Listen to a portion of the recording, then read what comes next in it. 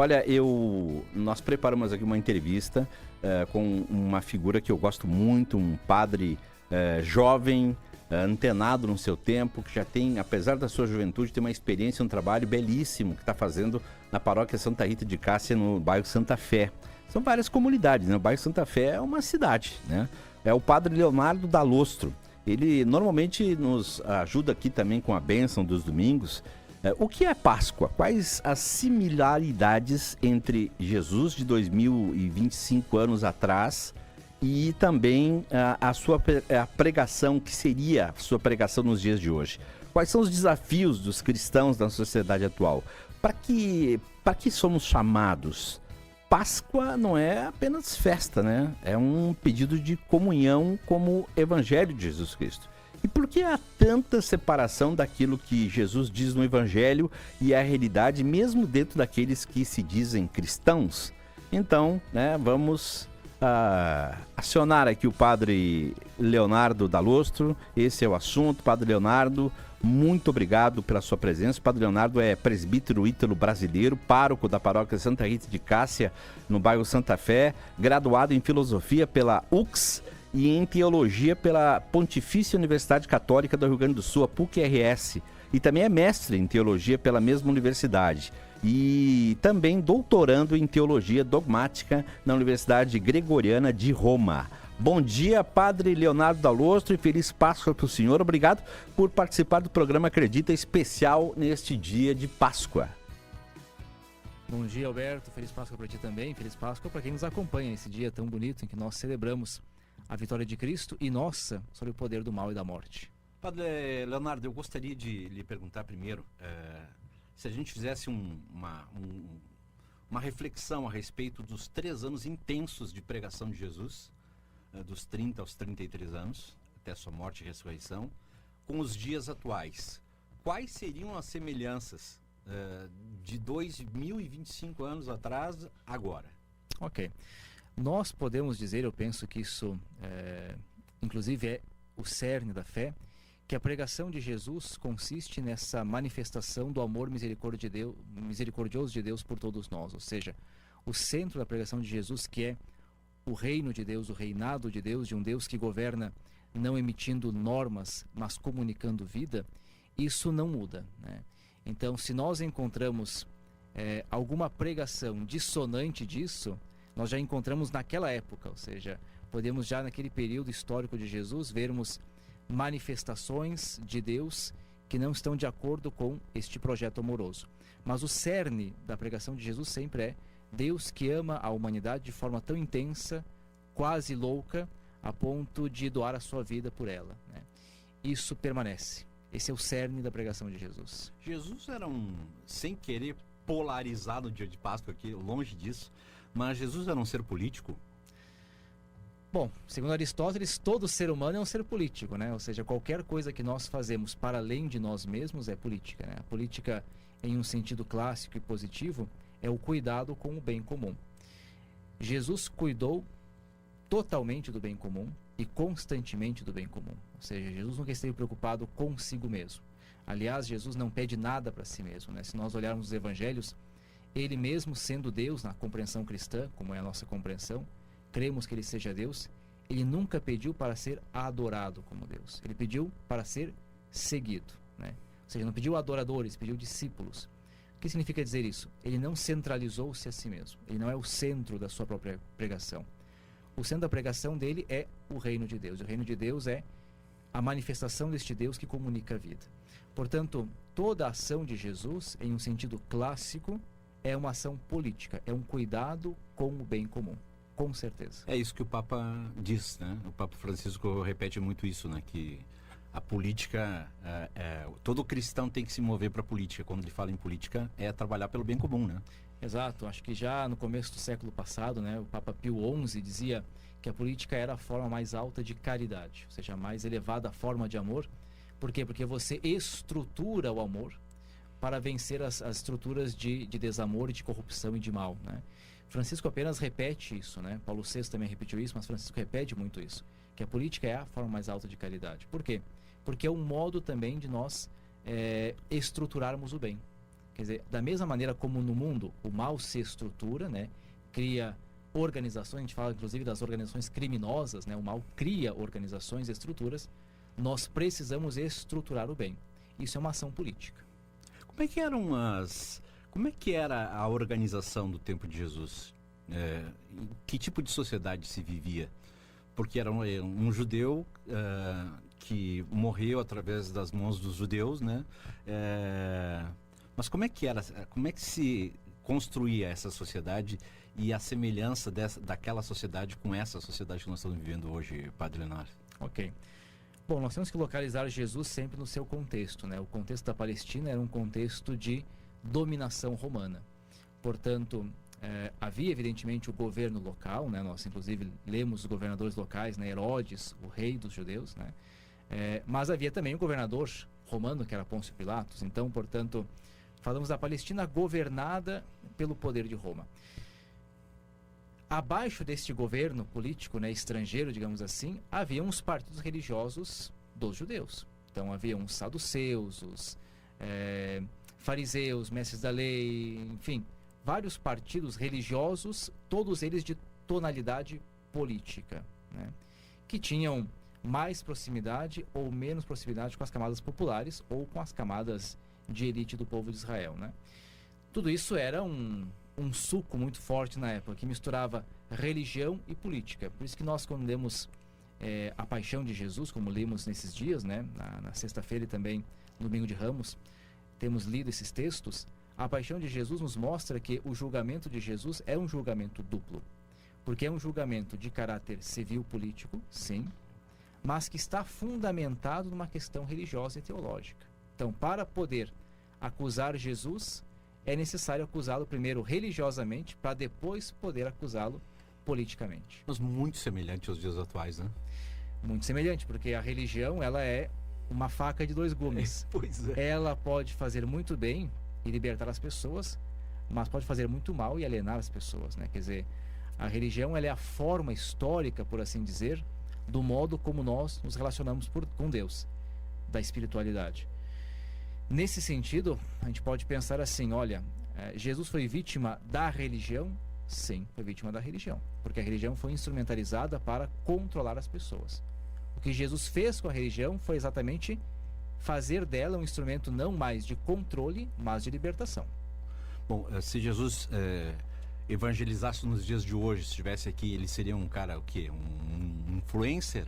Um cancelado das redes sociais? Como é que seria?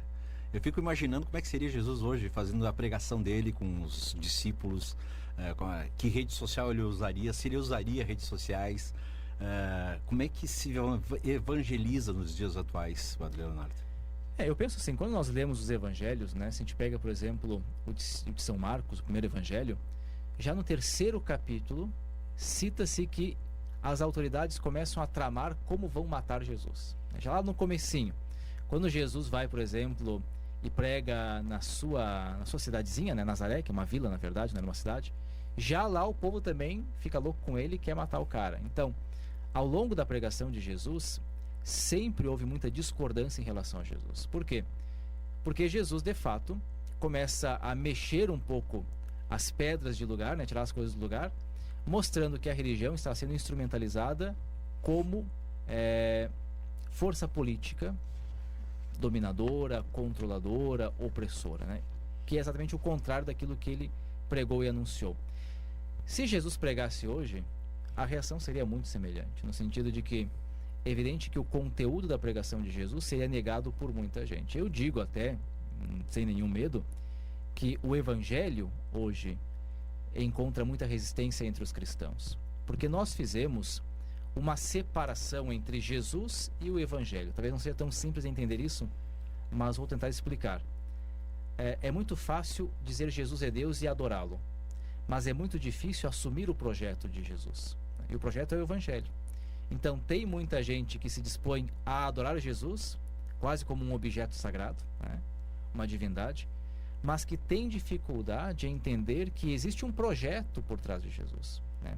E que não adianta adorá-lo sem assumir o projeto, né? Basicamente, eu diria, a reação que ele sofreu à época, sofreria hoje também. Ele não escaparia de muitas Guardado bocas. os nomes seria quase a mesma coisa. Guardado os nomes, as dimensões. Cancelamento havia 2025 anos atrás. Exato. Então é muito provável que nós não pudéssemos mais crucificar alguém porque evoluímos humanamente nesse sentido. Mas nós iríamos crucificar de outras formas, né? Ou como diz o Papa Francisco, nós iríamos usar a pedra mais pesada que existe, que é a língua. Pois é, que coisa, evidentemente. E sobre essa separação, Padre Leonardo, que o senhor fala, das pessoas adorarem Jesus, mas também estarem separadas um pouquinho daquilo que Jesus pregava, do Evangelho. Por que o senhor entende que isso tem acontecido e tem acontecido muito, e muitos padres, a exemplo do senhor, também falam disso, né? Alertam para isso. Olha, não é só adoração, vamos pensar também no Evangelho de Jesus Cristo. E o Evangelho de Jesus Cristo é muito claro em algumas situações. E muitas pessoas parecem que não veem isso ou não querem ver isso.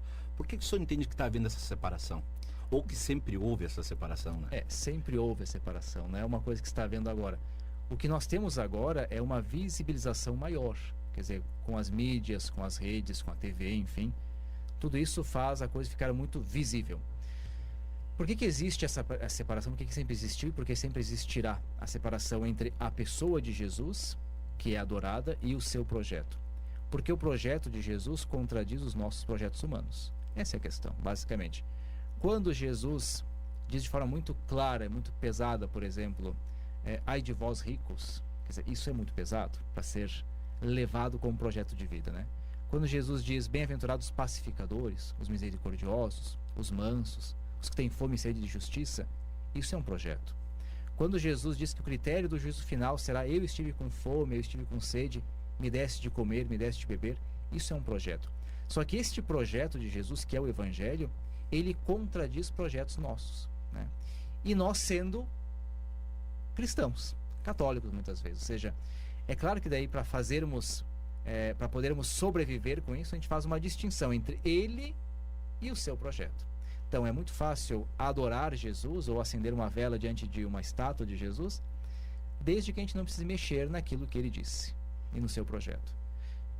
Evidente que falando a nível cristão, isso não tem sentido nenhum. É uma lógica muito mais pagã do que cristã.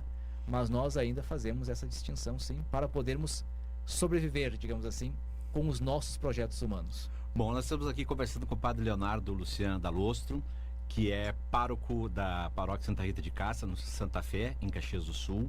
É filho da UX, né? O senhor é filho da UX, né? Sou filho da UX, Filosofia, conta só um pouquinho do seu currículo aí. Não, a minha filosofia, como nós na Diocese fazemos, foi feita toda na UX, né? Nos anos de 2005 até 2007. Depois a teologia eu fiz na PUC, em Porto Alegre, como também fazemos ainda hoje. Fiz ali na PUC o mestrado em teologia e estou no doutorado em teologia, mas daí na Gregoriana em Roma, né?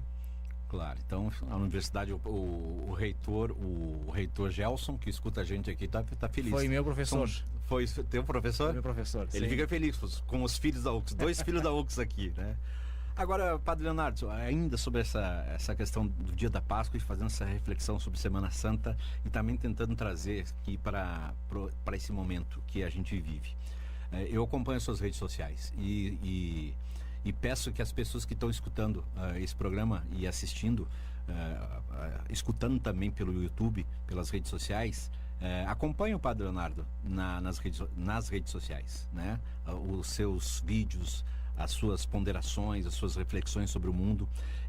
E tem uma das suas falas em que o senhor fala da visão mágica da realidade, que é o catolicismo Harry Potter. É isso, né? Isso. Que é a presença que muita gente faz do sobrenatural dentro da religião. E o senhor cita até que viu uma congregação, eu não sei, um grupo que se diz cristão e que teria uma receita aí de óleo que teria sido passado por Nossa Senhora, né? Com vários ingredientes. Esse óleo aí era poderoso. Eu fiquei assistindo aquilo e disse, cara, será que existe gente que ainda que se usa desse expediente, né? Do tipo assim, poxa, esse óleo aqui foi passado por Nossa Senhora, esses ingredientes são poderosos, passa esse óleo. Como é que a gente pode... Qual é a visão mágica da realidade? Por que disso está acontecendo dentro da igreja, inclusive dentro da igreja católica? Isso mais ou menos como antes, sempre aconteceu, né? A linha é muito tênue que separa uma religiosidade serena de uma religiosidade mágica. Mas o porquê que as pessoas fazem esse salto, né, e passam de uma religiosidade de adesão a Jesus e ao seu projeto para uma magia, né, de você ficar muito mais preso a medalhinhas, a repetições de orações, a fórmulas, ou a um óleo mágico, ou seria uma imagem que chora ou que verte sangue. Por que isso acontece? Porque a explicação mágica, ela é mais fácil, não só de ser acolhida, mas ela é mais interessante para resolver problemas. Então, é muito mais fácil, por exemplo, eu dizer que as dificuldades da minha vida, todas elas são causadas pelo diabo, porque daí alguém resolve isso, o padre, o pastor, ou o curandeiro, enfim, ou o pajé, do que eu dizer, não, são problemas que eu tenho que enfrentar, que estão na minha psique, que estão no meu contexto dia a dia, porque isso exige que eu faça mudanças, exige que eu puxe de mim mesmo.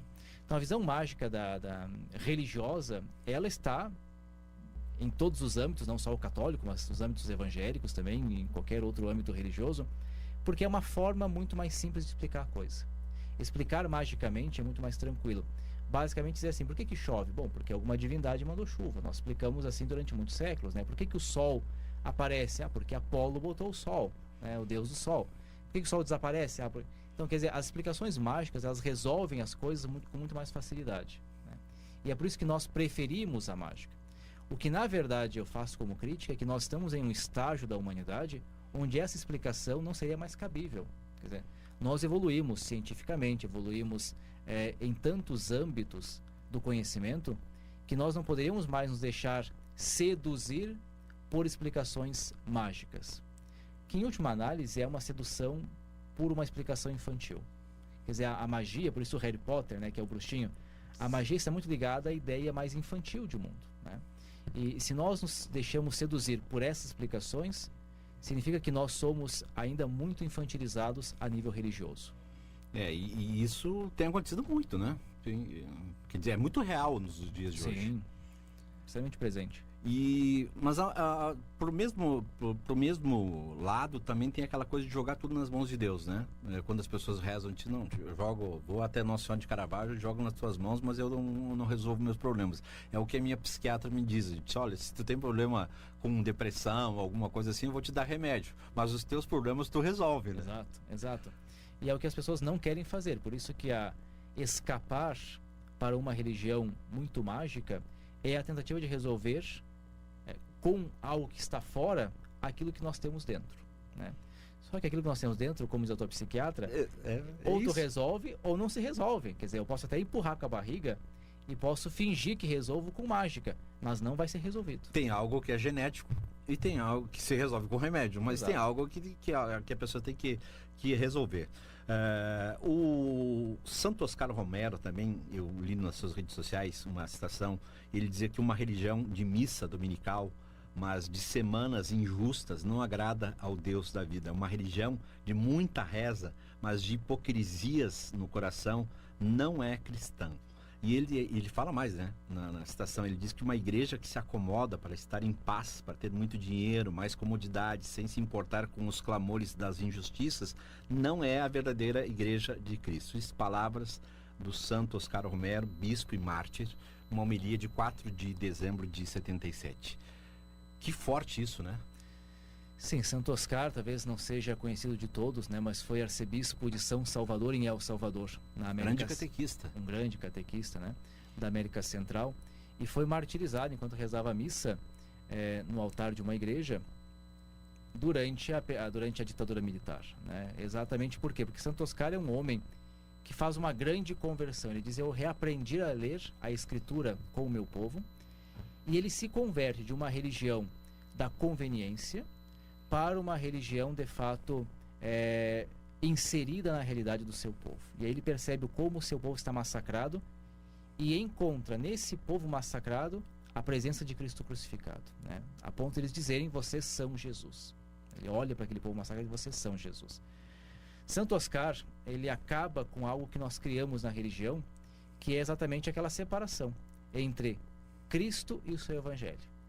Santo Oscar tem muita clareza. Não adianta a celebração da Eucaristia, ou dos sacramentos, ou a vida espiritual, ou a vida de oração, se isso não se traduz em uma ética, que não é apenas uma ética pessoal individualista, é uma ética social. Ou seja, o segmento de Jesus exige que nós trabalhemos pela transformação da realidade, por uma ética que é uma ética para todos, não para alguns, né?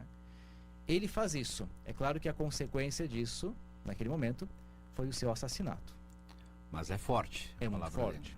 É muito forte. Porque é um ato profético, né? Ou seja, recordemos que na igreja a profecia é essa coragem de dizer aquilo que Deus quer, mas que nós nem sempre temos coragem de fazê-lo, né? Então, Oscar Romero foi um profeta. Um grande catequista.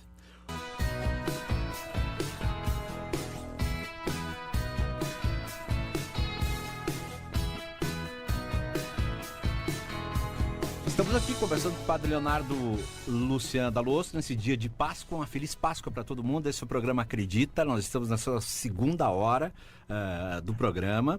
É um programa de promoção da vida, já está há 4 anos no ar, e também de jornalismo humanizado. E é sempre bom conversar. A gente criou também a bênção do domingo. O Padre Leonardo já fez várias vezes, né, essa bênção no domingo. As pessoas esperam ardentemente por essa bênção, onde até irmãs, como a irmã Eléia Iscariote, lá de Roma, ela está em Vicenza, na Itália, faz a bênção, pastores. E aliás, sobre isso é interessante a gente falar, né, Padre Leonardo? Quando a gente está aqui com um padre, a gente não está aqui falando só da Igreja Católica, a gente está falando de todos os cristãos. Qual é a importância dessa relação da Igreja, desse ecumenismo, da Igreja Católica convergir, conversar, dialogar, por exemplo, numa região como Santa Fé, por exemplo? Várias igrejas evangélicas estão ali, está ali também a Igreja Católica. Qual é a importância de conversar e dialogar e também trabalhar junto com os pastores de outras igrejas? Sim, onde não existe paz entre as religiões, não existe paz social como tal, né? Penso que o Concílio Vaticano II, há 60 anos atrás, quando resolvia basicamente a questão religiosa na igreja, nos ajudava a entender isso. O mundo é uma casa comum. E nós habitamos este mundo em nossas diversas crenças, nas distinções de crenças. Mas para que exista paz, tranquilidade, prosperidade, justiça, é necessário diálogo entre as religiões, né? Então, é absolutamente impossível, penso eu hoje, pensarmos em viver ou em trabalhar um país como o nosso, um país enorme, imenso, né, com essas dimensões continentais, extremamente plural, sem pensarmos em respeitar as religiões dos outros, né? Sem entendermos que o outro não é pior do que eu, é apenas diferente, né? Por muito tempo, mesmo a Igreja Católica entendeu que as outras religiões, elas eram ou deficitárias, ou eram ruins, né? Ou eram menos boas do que ela, né? E nós hoje, com maturidade, entendemos que os outros são diferentes, né? São diferentes. E isso nos dá a capacidade de entender que se o outro é diferente, o outro também contribui para a minha identidade. Então, da mesma maneira como nós podemos ajudar os outros a caminharem melhor, eles também podem nos ajudar a caminhar melhor. Santa Fé, por exemplo, como tu citaste, que é onde eu trabalho, é um bairro onde nós temos muitas igrejas, né? Muitas igrejas. E nós tentamos ir nos aproximando devagarinho das demais denominações. Algumas são mais tímidas ao diálogo, outras são um pouco, às vezes, até mais ariscas, né?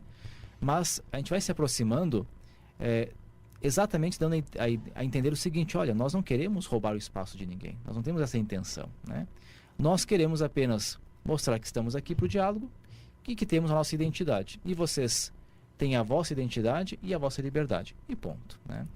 Penso que hoje, ainda mais nesse período de Páscoa, né, em que nós celebramos o Cristo ressuscitado, que é o Cristo para todos os cristãos, não só para os católicos ou para os evangélicos, mas para todos, é importante que nós possamos entender que o diálogo é fundamental para que haja paz. O diálogo é fundamental para que nós possamos construir a sociedade, né? Uma sociedade plural. É uma sociedade onde o diálogo perpassa todas as estruturas e as camadas sociais, e é um diálogo entre cristãos e não cristãos, entre crentes e não crentes, né? Me recordo que o antigo arcebispo de Milão, Cardeal Martini, ele dizia assim: Não interessa saber se você crê ou se você não crê, mas se você é uma pessoa que pensa ou que não pensa, né? Quer dizer, nós não trabalhamos com crentes, trabalhamos com pessoas. E pessoas podem crer ou podem não crer. Padre Leonardo, me ajuda aqui. Quem é o pai da família Paulina? Alberione? Padre Tiago Alberione, né? Ele sempre falava numa mão da Bíblia, uma mão a Bíblia, na outra o jornal. Ele queria dizer, né? Leia o Evangelho, esteja com o Evangelho, mas esteja na realidade.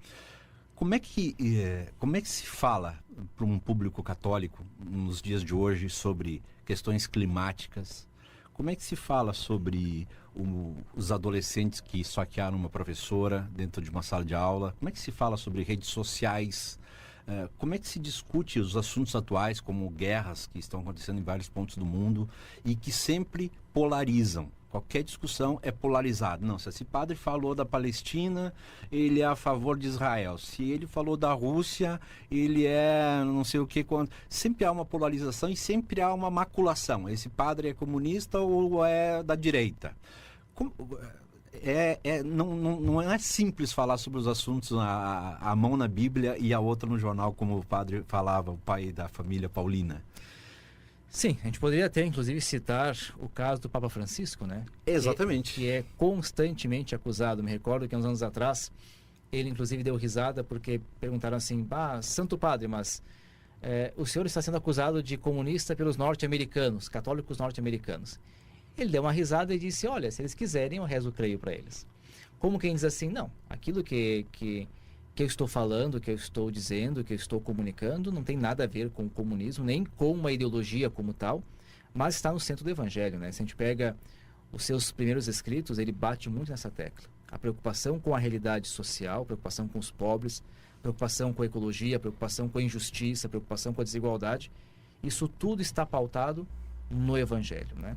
E eu penso que aquilo que nós comentávamos um pouquinho antes, da preocupação política de Jesus, é a preocupação política da igreja. Então, se eu de fato creio que Jesus é o Filho de Deus e que o Filho de Deus se fez carne, ou seja, que ele assumiu a nossa condição humana, se fez igual a nós, de fato essa é a nossa fé, a nossa fé dogmática. Cremos que Jesus não é apenas um homem, é Deus feito homem e que assumiu toda a realidade humana. Ora, toda a realidade humana nos diz respeito. Então, se nós estamos com um problema ligado à questão ecológica, como de fato estamos destruindo a casa onde moramos, isso é uma preocupação de fé. Não é uma preocupação qualquer, não é uma preocupação para além da fé. Não é um plus do nosso crer. Não, isso é inerente à fé. A destruição da casa é inerente à fé. Se o meu irmão passa fome, e passa fome porque existe um problema de desigualdade social, que no Brasil, por exemplo, é um abismo, isso é uma questão inerente à fé, né? Se as redes sociais, como tu citaste aqui, estão destruindo relações ou estabelecendo relações artificializadas, isso é uma preocupação inerente à fé. Quer dizer, tudo aquilo que diz respeito ao outro é inerente à minha fé. O Papa Paulo VI recordava que nada de humano deve passar despercebido pela igreja. Essa frase é importante. Nada de humano deve passar despercebido pela igreja, porque tudo aquilo que é humano é matéria da preocupação da igreja, né? Porque Jesus se fez homem, assumiu uma realidade humana. Mas o senhor sente que tem que ter cuidado com o que se fala, que é uma pena, né? A gente não deveria ter esse medo. Eu acho que não é hora de ter medo, é hora de ter coragem de falar sobre essas coisas. E é importante isso, é inerente a questão de ser de católico ou ser... É inerente de uma questão de um partido político ou não. Quer dizer, são coisas da fé, são coisas humanas. Exato, é por isso que eu acho que nós temos sempre que pegar, nesse momento temos essa graça de termos Francisco, e temos que pegar o exemplo desse homem. Esse homem é alguém que com coragem fala as coisas. E diz, olha, a preocupação que a igreja tem com a centralidade dos pobres, como ele diz, é uma preocupação evangélica. Não é uma questão aqui política, ideológica, partidária. É evangélica. Quer dizer, está no centro do evangelho. Então nós não temos que ter medo de dizer aquilo que está no centro do evangelho. Lembremos que aquilo que mais se opõe ao evangelho de Jesus é a religião da conveniência, né? Quando os saduceus, que eram sacerdotes, né, foram discutir sobre a morte de Jesus, saiu uma das frases mais pesadas, né? É conveniente o que um só morra. é conveniente que um só morra. Ou seja, então, para se livrar de um problema maior, que talvez na cabeça deles fosse a invasão de Roma, a perseguição a partir de Roma, então mata Jesus, resolve o problema, né?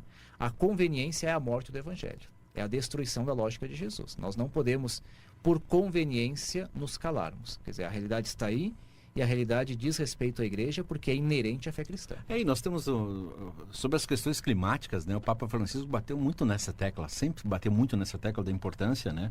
E nós temos COP30 esse ano no Brasil, e nós estamos convivendo com queimadas, enfim, com acordos mundiais não cumpridos com os países mais ricos, né? Quer dizer, não tem como não falar disso. Não tem, até porque nós, na visão cristã, entendemos o planeta como criação. Quer dizer, o nome que nós damos teológico para o planeta, ou para o cosmos, né, para a realidade como tal, é criação. Ou seja, nós cremos que Deus quis tudo. A campanha da fraternidade, inclusive, diz, usa o Gênesis, né? Deus viu que tudo era muito bom. Ou seja, tudo aquilo que foi criado por Ele, que foi desejado por Ele, que nasceu do seu coração, Ele viu que era bom.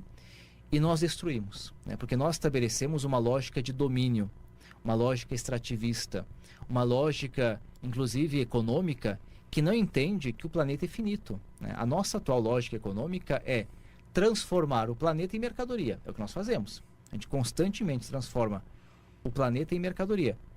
Mas o planeta é finito. A nossa lógica não conhece isso, mas o planeta é finito, ele vai acabar. O que Francisco tem feito desde o começo do seu pontificado é chamar a atenção para a dimensão religiosa da realidade. Quer dizer assim, olha, por que nós nos preocupamos com o planeta? Não é só porque nós vamos destruir tudo e vamos ficar sem onde morar, mas é porque isso é criação de Deus. Deus quis isso, e quis vendo que era tudo muito bom. Nós temos o dever de cuidar. Nós não temos apenas o direito de extrair, nós temos o dever de cuidar, como que grandes jardineiros cuidando de um grande jardim. Nós somos esses jardineiros, deveríamos ser os jardineiros para cuidar da criação. Francisco nos chama a atenção a isso, e nós não podemos ter medo de falar disso, como a campanha da fraternidade tem feito. Pois é. Muita gente tem combatido, né? Evidentemente, inclusive dizendo, agora os bispos se preocupam em salvar as árvores, não as almas. Tá, mas daqui a pouco não tem árvore? Tem gente dizendo isso? Tem gente dizendo isso. Tem católico, inclusive tem padre, inclusive tem bispo dizendo essa bobagem, né? Que a igreja não tem que salvar as árvores, mas as almas. Isso é de uma esquizofrenia imensa. Quer dizer, somente uma pessoa completamente fora da realidade pode dizer uma coisa dessas. Quer dizer, o que a igreja tem que preocupar-se é em salvar tudo. Tudo e todos. E estes todos estão dentro deste tudo que é a criação. Nós estamos dentro do planeta. Eu fico até estarrecido de saber disso, né? Que tem pessoas falando disso dentro da Igreja Católica, padres e bispos, a gente vê isso. E a gente faz uma relação, esse programa também tem quadro pet, que a gente faz essa relação com os pets, né? Por que depois da pandemia, pós-pandemia, ou quando acontecer a pandemia, as pessoas estão tão ligadas aos animais, e muita gente diz assim, não, por que tu te preocupa tanto com um gato ou com um cachorro? Por que tu não te preocupa como humano? Né? Cara, pode te preocupar com os dois, não tem problema nenhum. Te preocupa com o pet, te preocupa com o humano. Quem fala isso não se preocupa nem com um nem com o outro, pois né? É, quer dizer, quem fala isso não cuida nem de gente, nem de bicho. Exato, né? Quer dizer, tudo é criação. Exato. Tudo é criação e tudo é relação, né? A campanha tem nos ajudado a entender que existe uma ecologia integral. E uma ecologia integral é o cuidado da integralidade das relações. Somos nós como Criador, sim, mas somos nós com o planeta, somos nós conosco mesmos e somos nós com os demais seres, né? Vegetais, animais. Quer dizer, essas relações são fundamentais porque nós dependemos delas. Quer dizer, o planeta vai sobreviver sem nós. Agora, nós não iremos sobreviver sem o planeta. Quer dizer, isso é uma questão óbvia, deveria ser óbvia para nós, né? E é uma questão de fé também.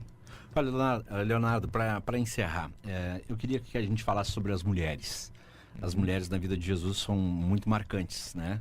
A mãe de Jesus, Maria Madalena, ele apareceu por uma mulher, ele teve mulheres como discípulas, acompanhando eles. Embora muitas pessoas tirem do contexto a participação das mulheres junto com Jesus na evangelização. E nós temos uma realidade atual que é a violência contra a mulher, né? Muitas mulheres sendo mortas, muitos homens sacrificando os próprios filhos em ódio às mulheres.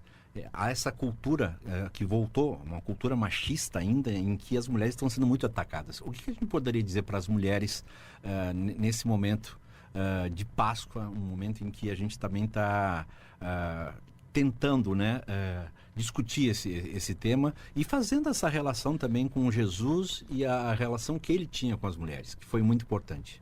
Sim, eu penso que nesse dia nós podemos até retomar Maria Madalena como a portadora da Páscoa, né? O Papa Francisco chama ela de apóstola dos apóstolos. Por quê? Por que é interessante pensar que Maria Madalena é aquela que tem experiência com Jesus ressuscitado e transmite essa experiência? Porque à época a mulher não podia ser testemunha. Ela não era considerada digna de testemunhar nada. Só o homem poderia dar testemunho, né?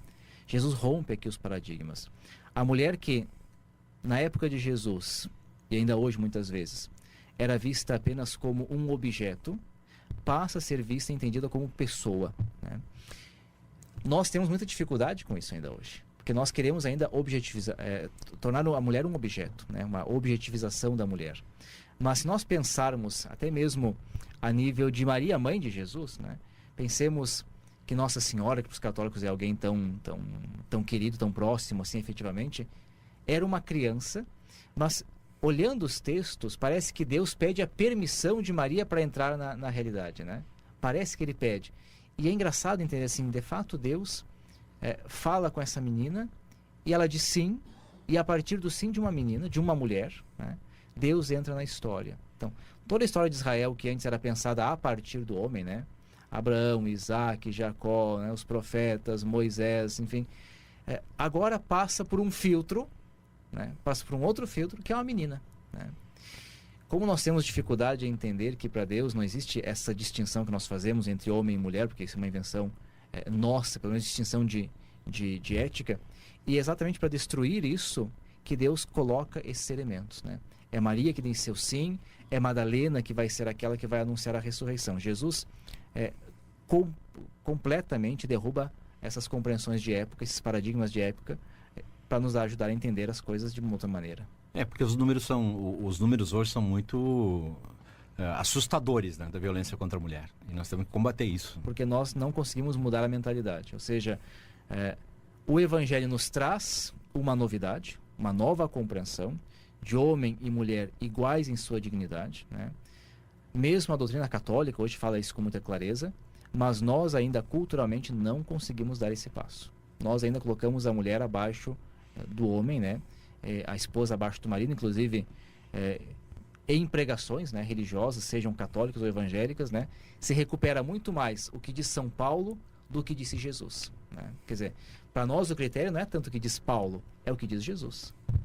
Aliás, para pegar no finalzinho aqui, já que o senhor falou de pregações, eu quero lhe pedir a opinião sobre a questão do Frei Gilson, né? Que é um assunto atual. Frei Gilson é uma sumidade em termos de acompanhamento em redes sociais, milhões de pessoas seguem ele, é um cantor e é um evangelizador, mas enfim, a fala dele nos terços aí de madrugada gerou polêmica e novamente se polarizou uma discussão.